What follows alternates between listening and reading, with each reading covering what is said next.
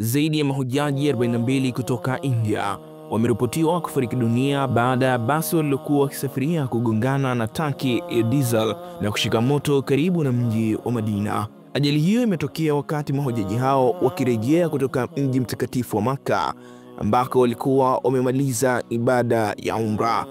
Kwa mujibu wa taarifa za mamlaka za Saudi Arabia na vyombo vya habari vya India, basi hilo lilikuwa limebeba zaidi ya mahujaji 50 kutoka jimbo la Telangana, hasa kutoka jiji la Hyderabad. Mara baada ya mgongano, basi hilo lililipuka na kushika moto uliosababisha vifo vya hapo kwa papo vya watu wengi waliokuwa ndani ya basi hilo.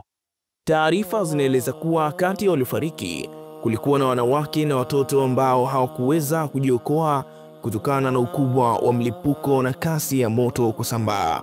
Timu za uokoaji kutoka Madina zilifika haraka eneo la tukio na kuanza juhudi za kuzima moto na kuokoa manusura wa ajali hiyo. Serikali ya India imethibitisha tukio hilo na kuanzisha kituo maalum cha misaada kwa ajili ya kusaidia familia za waathirika. Ubalozi wa India nchini Saudi Arabia pia umeanza mchakato wa kutambua miili na kuratibu usafirishaji kwa ajili ya mazishi.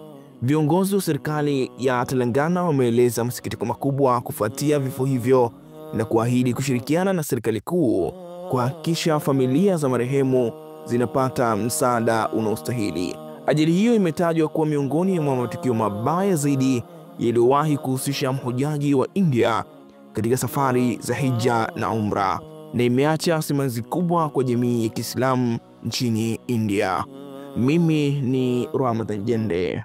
Hayya 'alal falah.